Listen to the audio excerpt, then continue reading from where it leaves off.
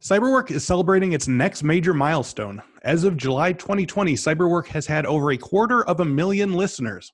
We're so grateful to all of you that have watched the videos on our YouTube page, commented on live release feeds, left ratings and reviews on your favorite podcast platform, redeemed bonus offers, or just listened in the comfort of your own home. Thank you to all of you. Because our listenership is growing so quickly and because Cyberwork has big plans for the second half of 2020 and beyond, we want to make sure that we're giving you what you want to hear. That's right, we want to hear specifically from you. So please go to www.infosecinstitute.com/survey. That's www and the numeral 2, www.infosecinstitute.com/survey. The survey is just a few questions and it won't take you that long, but it will really help us to know where you are in your cybersecurity career and what topics and types of information you enjoy hearing on this podcast. Again, that's www.infosecinstitute.com/survey. Please respond today and you could be entered to win a $100 Amazon gift card. That's www.infosecinstitute.com/survey. Thanks once again for listening, and now on with the show.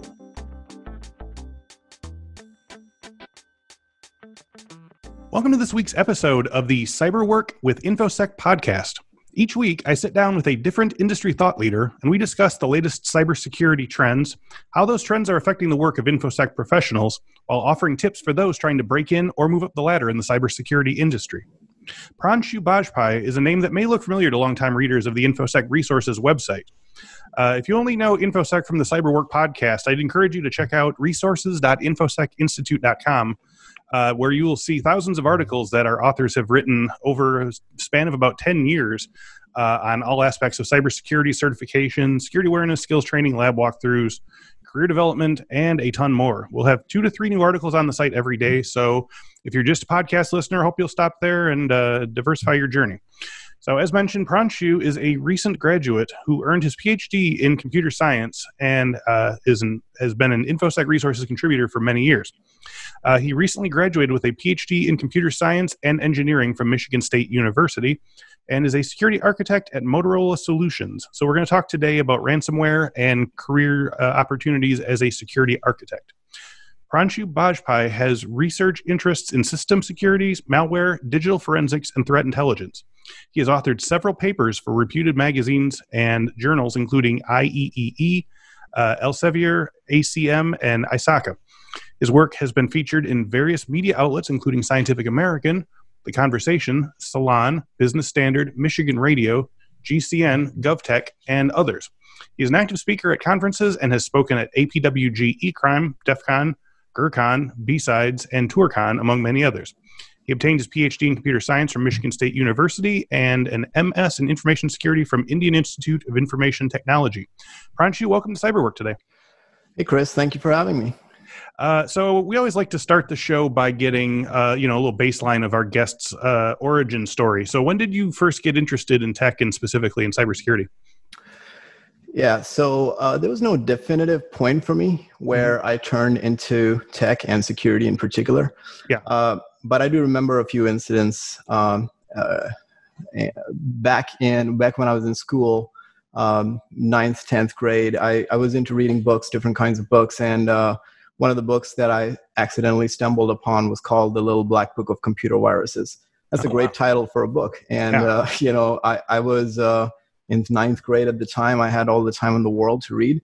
And it was just the right book to read at the time because it wasn't technically dense, but it contained enough detail for me to get really interested in these, mystical arts of viruses and, hacking and all of that. So that definitely helped. And from that point on, there were other resources. I started paying more attention to the hacker culture, open source technology interested me, the Linux operating system. I discovered, one thing after the other. And then before I knew it, I finally realized that I want to work in security. Yeah, that's awesome. How I started. Yeah. I love those kind of books where you find out that, it's just enough to get you hooked, but not enough to overwhelm you like that. That's right. So how did you come to write for Infosec Resources? I know you worked with my colleague, Rob Rodriguez. How did you find out about the site, or how did the site find out about you? So I was getting my master's in information security at the time, and this was many years ago. And there was a lot of theoretical component to my classes, and to some of my classes at least, and I used to get bogged down with this theory in my head. And so one of my favorite things to do was at the end of the day, go back and do practical experiments, spin up a VM, a vulnerable VM, and then in my own environment, and then try to break into it, a Metasploit and all of those things. And then I used to blog about it on my own blog. With time, my blog caught attention, and ultimately an Infosec Institute staff member reached out to me and asked me to contribute. And I contributed an article, and it was great. I love the freedom of just coming up with my own topics, as long as they're relevant to security and they're practical. And I loved contributing there. Then I contributed several articles there at the site, actually. So nice. That was fun. Yeah. And like I say, we have a whole writers pool that turn in things every week and every day. I was just editing some articles that'll go up in August. So, also if you're a listener and you have writing proficiency, feel free to get in touch with us through the site as well. We'd love to hear from you, and you might be able to be on the site as a contributor.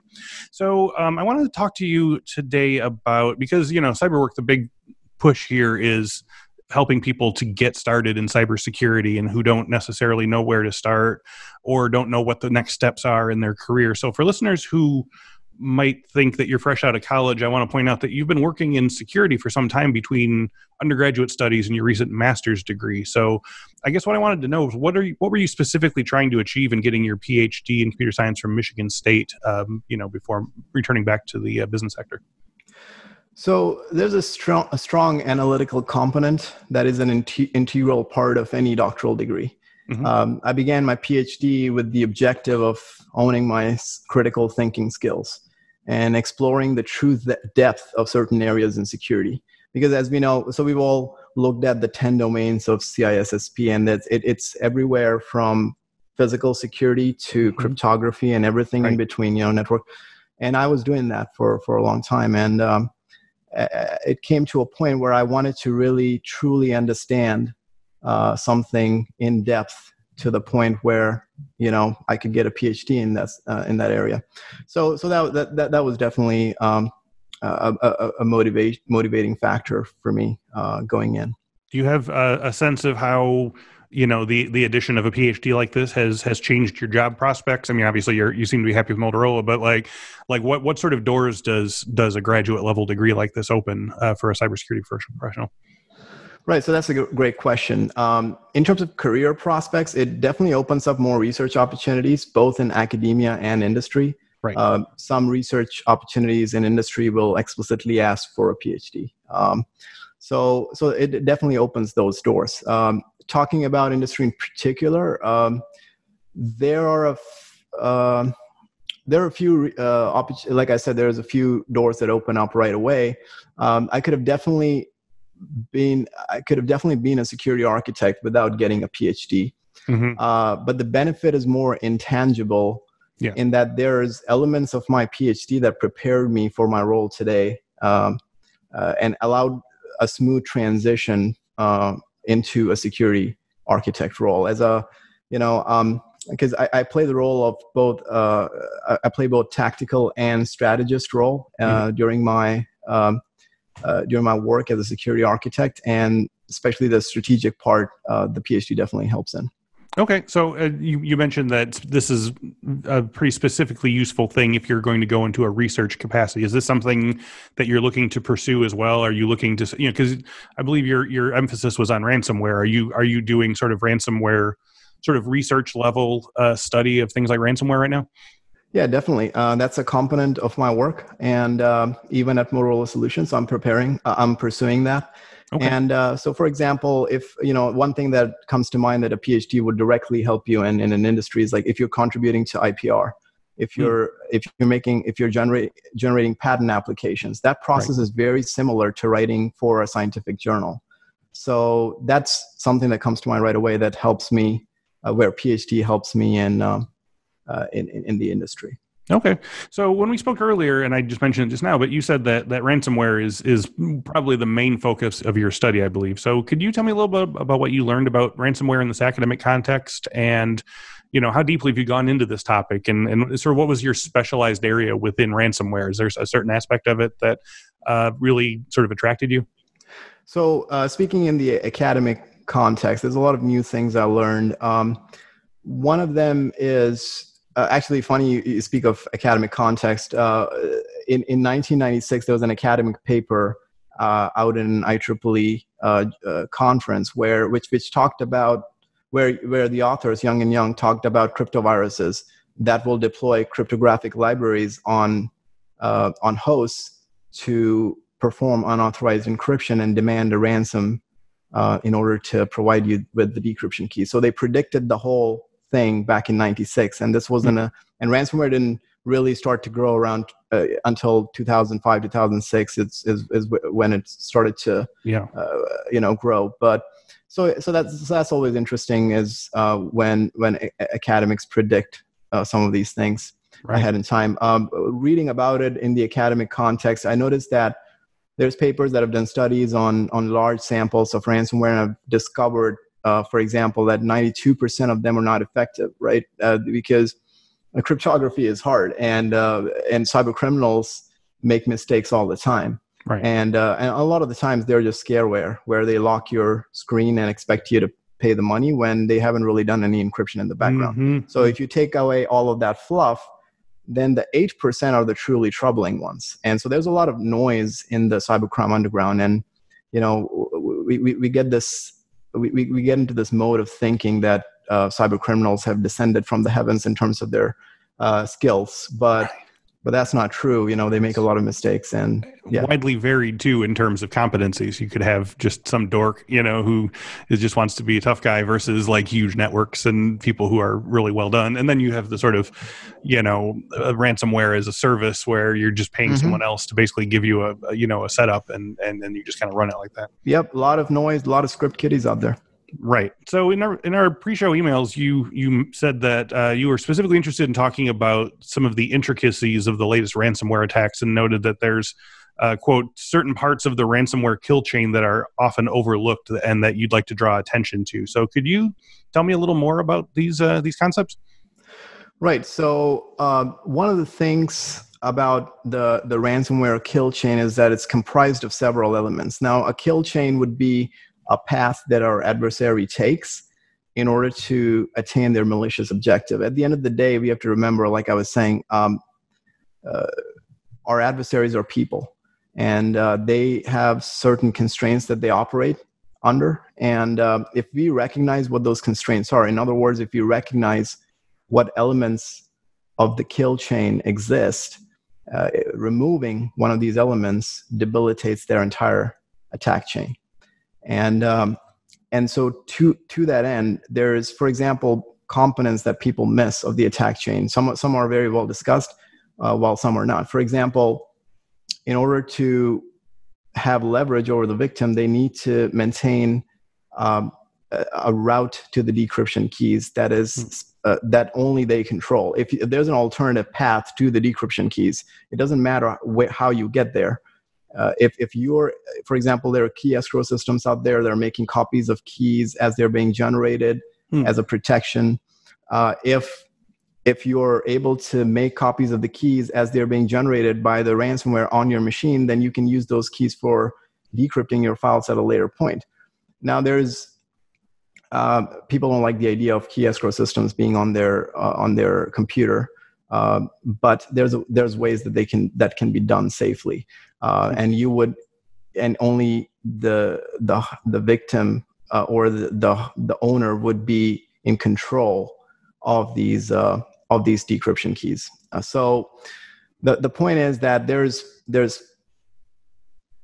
parts of the kill chain that are often overlooked.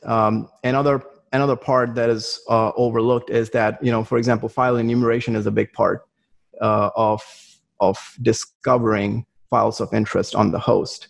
Okay. And if they cannot encrypt what they cannot find. So right. And if you can restore your data from a backup, of course, backups are the easy answer to the problem of ransomware. But backups are never the answer, because backups are not properly implemented. Backups are impartial, and depending simply on backups has proven to be bad over the course of the previous decade, where ransomware have been hugely successful. Sure. So, okay. So I want to move from the theoretical into the practical here. So, based on what you're saying here, what are your thoughts on the first steps that one should take if, in the worst case scenario, you get hit by ransomware? So you see the red screen and you realize something has happened. Like, what's the absolute first step you should take, or, more importantly, should not take? Yeah. So I've been asked that before, and that's a tricky question to answer. So in terms of the computer, if you can hibernate it, that's great. That is because if you hibernate the computer and you're lucky enough to be hit by a ransomware that's using the same encryption key to encrypt all files, in that case, that encryption key is in memory and can be theoretically recovered from memory at a later point in time, and that would help you decrypt your files. However, the truth is that most ransomware out there today, most advanced ransomware out there today, will deploy multiple encryption keys in encrypting the files. And that means that there's a file encryption loop. And within that loop, they're generating a fresh key to encrypt every file. And then within that loop, when the file encryption is complete, they will destroy that key and then generate a new one. So in this case, if you hibernate, then you recover the key, then you've already recovered the key that was being used to encrypt that specific file. And so that doesn't really do you any good. Right. It's also, if hibernation is not possible, shut down the computer, definitely disconnect it from the network at the very least. So that if it's trying to propagate laterally through the network, we were all taken by surprise when WannaCry came out and spread like a worm on the network by exploiting a vulnerability. So definitely disconnect the machine from the network so you can prevent, the person next to you from getting infected as well. There's a real speed issue here at work. Like, as soon as it happens, you got to jump into action immediately. Yeah, exactly. And one thing I would add to that is if you're part of an organization and this is your work computer, definitely call your SOC team. Your security operations center, your security team, IT team, whatever it might be. They would give you the rest of the steps. Right. Yeah. Don't be embarrassed. Yeah, definitely. It's only going to be worse if you try to hide it. That's right. So I guess it's sort of connected to that. What are some of the most common and bad mistakes that ransomware victims are making that you think are preventable? Well, like I've said before, one of the things that I've noticed is backups we have to come to terms with the fact that our backups are just not as good as we think they are. And it's because in practice, in theory, backups work very well. But in practice, what I've seen is backups, in order for them to work, they have to be well tested. They have to be taken frequently enough. They have to be complete. They cannot be impartial backups of parts of your data. And they have to be stored at an offsite location that is secure. When the event occurs, your backups, if they're infected as well and if they're encrypted as well, then that does you no good. Right. So there's so one thing is for sure, we have to maintain the quality of our backups, and we have to test the quality of our backups. And the next thing I've noticed is many people make the mistake of depending solely on identification, protection, and detection. And those are critical components in the defense cycle. However, there's also response and recovery. And those are important as well. So defense in depth demands that you have all of these components as part of a multi-layered defense. Depending too much on just protections can lead you down the wrong path. And ultimately, you have to assume that the adversary is already in. Now, what can you do from this point forward? Okay, so yeah, I guess let's talk about that a little bit in terms of like what are these? You mentioned these in sort of a general sense. You have the the defense steps, and then the sort of response steps. So what would be the response steps and the sort of like backup steps and so forth? What are the best practice versions of these things? Right. So in terms of backups, like I've said, it's important to ensure that they are quality backups. And by quality, I mean they are well tested. First of all, you have to maintain complete backups. They cannot be partial. This part of the data is backed up, but that part is not. That cannot be.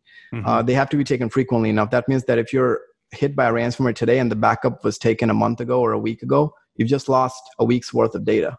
Mm-hmm. So they have to be taken frequently. They have to be kept at an offsite location somewhere where if the ransomware hits this location right here, the backups are safe in another part, in another physical location. So that is a very important component to it. And then they have to be well tested, which means you can't just try to recover and try to restore from backups when the event occurs. You should practice it too a few times. So that's a very important part. In terms of I'm sorry, I forgot what your other question was. Oh, I guess I was just trying to get a sense of like what all the actual sort of steps along the way are. But I guess that sort of leads me to my next question, which is to say, I mean, the way you're speaking of it, like it sounds like your opinion is that you're going with the idea that you're never actually going to like speak to or you're talking about ransomware in terms of like, we're not going to negotiate, we're not going to pay, we're not going to do any of that. We're going forward with the idea that we've been hit, and all we're doing is we're going to just let the time run, right? The files get encrypted, and then you're just going to go with the backup. Is that the case? Right. Protections need to be in place. So we all know that we cannot do without detections and protections and identification. So that's a very important part. But what I'm trying to get at is that more people are focused on the protections part, and less people are focused on the response and recovery parts. Sure. We have to think about all of these together. Yeah. So yeah, protections need to be there as well. Yeah. Right. So yeah, but I'm saying like, you know, there was a certain point, I feel like, and certainly with some of the healthcare systems where people did pay the ransom and stuff like that. But the way I'm hearing it from you, like that's just not a viable option, right? Well, paying the ransom, I mean, unfortunately, the way it stands, if you're hit by the ransomware and all your files are encrypted and they haven't made a critical error in their implementation, in that case, your only path to recovery, and you don't have backups, and your only path to recovery is unfortunately to pay the ransomware. So I understand when victims have to pay.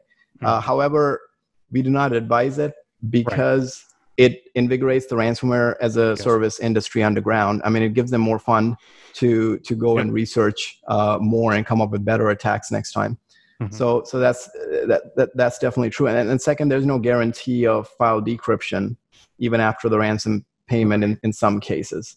Now, you also mentioned that there's a whole sort of range of potential ransomware attacks, from like an actual one in which your files are locked versus some real bush league stuff where it's just some script kid who froze your screen and it looks like a ransomware attack, but it's not really. Like, do you have sort of different do you have like sort of a checklist of sort of like figuring out like what you got hit by? Yeah, so as part of reverse engineering, and once somebody gets hit, it's part of incident analysis, I guess. I mean, you look at the files, you look at the sample. If you're able to isolate the sample, you look at the sample, you go into the guts of the sample, and I'm talking about reverse engineering over here. You look at the assembly.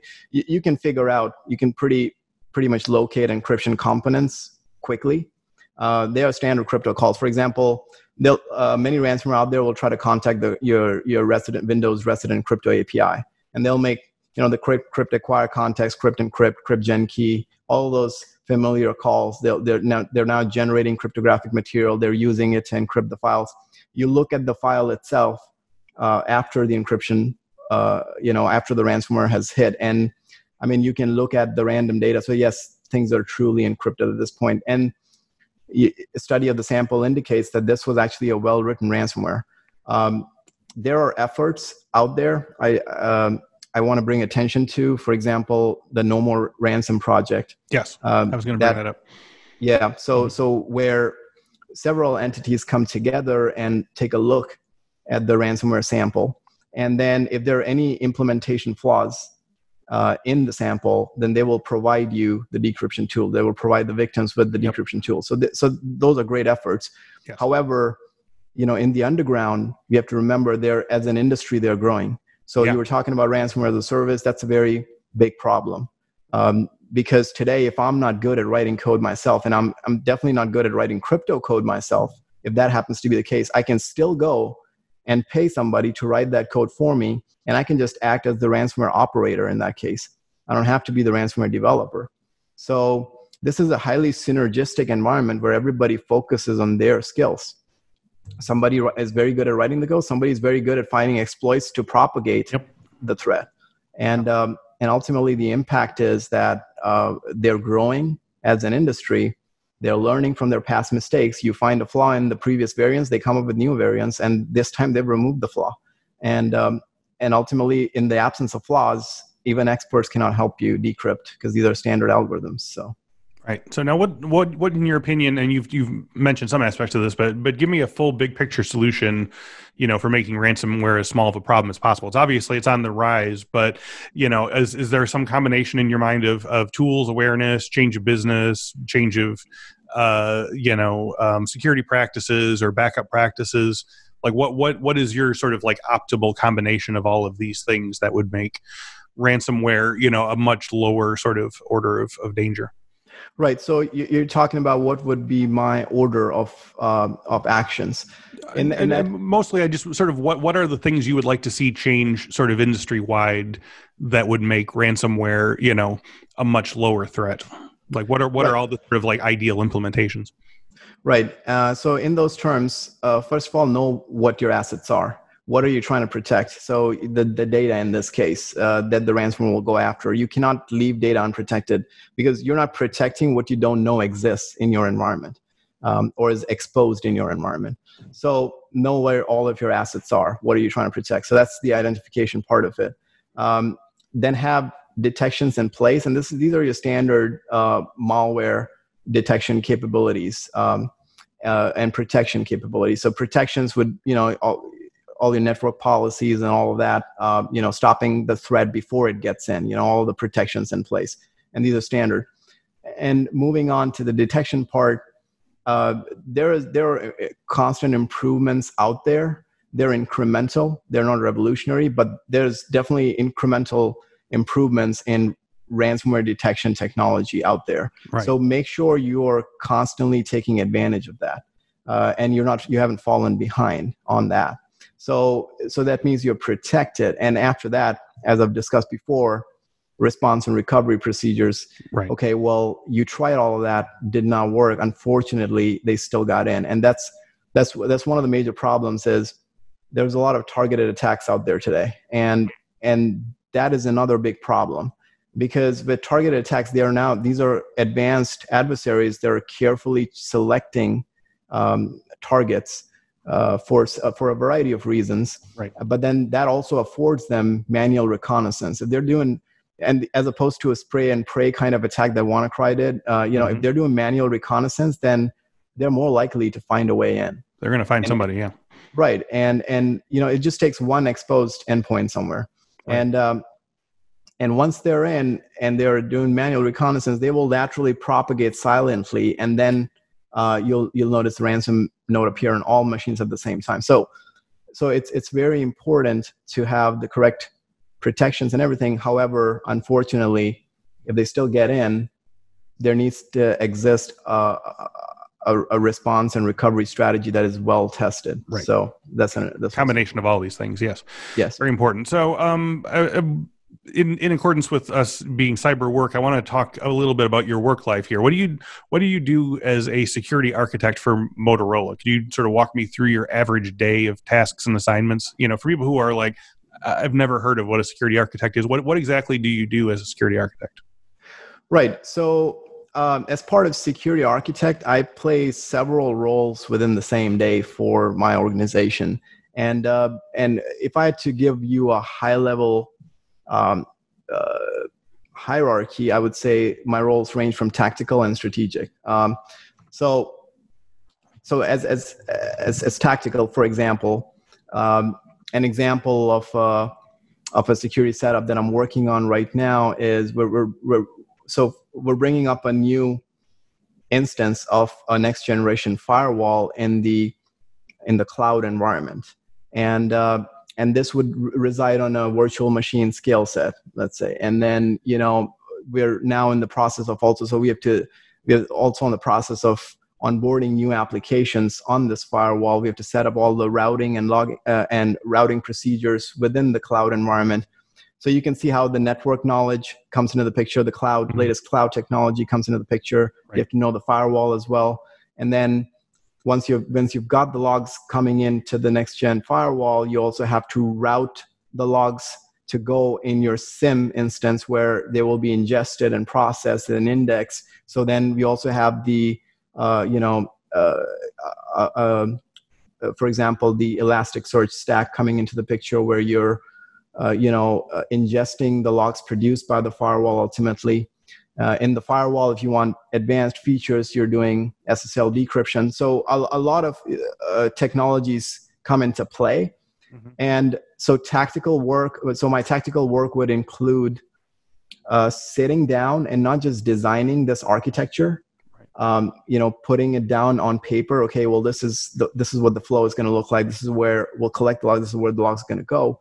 Yep. But also, we believe in walking, we call it walk the walk as well. You can't just design the blueprint and then give it to somebody else to implement. You have to then sit down and try to implement it. And when you try to implement it, you come across these little issues that you never thought about when you were designing at a higher level. Right. And so then, you don't just leave it to the DevOps engineers. You actually realize the struggle they go through when they're implementing something that you designed at a higher level. Yeah. So seeing the flaws before they do. That's right. Yeah. And so we work side by side with DevOps engineers. At this point, we've designed the blueprint, but we also will take the tools and now start hammering away at this, on this build. So that kind of work can get really tactical. On the other hand, I also play a strategic role where, and this is more of the design component. So this is more architecture. Within the constraints of our environments and the technology that is available today, what is the best series of solutions to a problem we're facing? Mm-hmm. And when you implement this, and when you're thinking about this, what is the long-term impacts of the solution you're proposing? Because you can't just think about what's going to happen today, but you also have to think about strategically about what's going to happen in a year or 2 years from now. Right. You direct, for example, you're trying to direct the huge volume of firewall logs at on an event hub's instance that will buckle under pressure at some point, right? So, not right now maybe, but somewhere down the line as they're onboarding more applications. So you have to think about the long-term impacts of your solution as well. It's important not to get pigeonholed when considering the solution to a problem. And so think not just of your team and the problem at hand, but how would the solution affect other teams and the organization as a whole? So that's more of a strategic role. And some of the other examples would be like, I also get involved in purchase decisions. Okay. If considering the purchase of future technologies. So there's business teams that will get involved in these discussions as well. But while they might be considering pricing and other things, you still have to keep focus on the technology. Is there really quality technology there? And then you have to identify those elements as well, so that everything goes smoothly somewhere down the line. So those are some of the tasks that I do as part of security architecture. So, you mentioned that you don't necessarily need a graduate degree to be a security architect or a malware engineer and things like that. So could you just give us, for people who, have heard what you said and thought security architect sounds pretty interesting, malware analyst sound pretty interesting, like what sorts of types of learning or skills do you think people need, like what personalities, are best suited to this kind of thing? Like where do you get started in learning this kind of thing? What are sort of the steps along the way that you would recommend to get you towards a career as a security architect? I think that number one, I would say, is intelligence. That's one of the first things we would look at in a security architect, and that's one of the first things that will help you. Mm-hmm. Because I just described an example scenario where there's multiple technologies at play, and most of the times you wouldn't have previous experience with this technology. So it's literally you're working on this project. These issues come up. The best way to solve this is with this latest technology. You will not have previous experience with this technology. How quickly can you learn and implement it? And use it and determine if that's the solution you want to go with. So intelligence definitely helps. Right. And the other thing I would say is passion, because otherwise you're going to get overwhelmed pretty quickly. A lot of things are being thrown at you. It's like drinking through a fire hose. And if you're not passionate about it, sure, then you might fall behind. Yeah, and you're not going to enjoy being hit by a fire hose if you're not interested in being hit by a fire hose. Yeah. Right, exactly. So those are the two things I would say that are important in being a security architect. It is nice to have an educational background in computing, but I'm going to go ahead and be bold enough to say that it's not something that is absolutely essential. I mean, you need to have a degree. Yeah. You mentioned that, that it requires sort of a baseline knowledge of everything from sort of networking to cloud to firewall. I mean, can you speak to that? Like, what are some of the sort of like concrete sort of background that you should have to get you to this point? Because, obviously it's sort of like a series of steps. Like, you need to know this so you can know this so you can know this and so forth. Right. So to put it in context of something we already kind of know is think of the CISSP degree, for example. Now, it doesn't go into the absolute details. You want to know every single thing about every single thing, but it still kind of gives you idea about the different domains. It gives you a sense of the scope of it, yeah. Right, and you know about cryptography today if you're working with the firewall on this. So following the same example, now the application logs are coming in to enable the advanced security features in the firewall. You have to perform SSL decryption so you can really see what's going on. Now, to perform SSL decryption, there's problems with TLS because TLS 1.3, the browser wants this, but you don't know what TLS is. Right. Then that blocks you right away. Yep. So then you have to go figure out what TLS is. And so that's why, then your networking knowledge comes into picture, right? So you already knew about the TLS and concepts of that nature. You also know a little bit about crypto. So you whip out OpenSSL right away and you start doing things. So that's where some of your crypto knowledge helps you too, right? And as you're building routes in these firewalls and all of that, your networking knowledge helps you.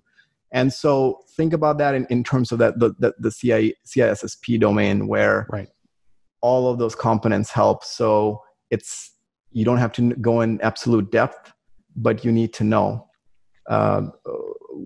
knowledge from all of those areas. Okay, so as we wrap up today, where do you see the study of and defense against malware going in the next couple of years? Obviously, you're kind of on the front line in terms of researching it and so forth. Like, what do you see as kind of the next steps that are happening that are going to sort of take the fight to them? I think that in terms of defenses and protections, we're going to see more machine learning based approaches. Going forward. One of the primary problems with machine learnings in the past in detecting malware have been a large amount of false positives. And you can't, there's this thing called an alert fatigue, where you can't send a user an alert every 5 minutes. They're just going to begin ignoring the alerts. So so that's been really challenging. However, it's going to, I've definitely seen improvements in that technology. And so that's signature-based detection can only go so far in protection against novel threats that have been previously unseen, but still share some characteristics, some base characteristics with previously known threats. Machine learning can really help with that. So also end users have more compute power these days than they did 10 years ago. So that also helps.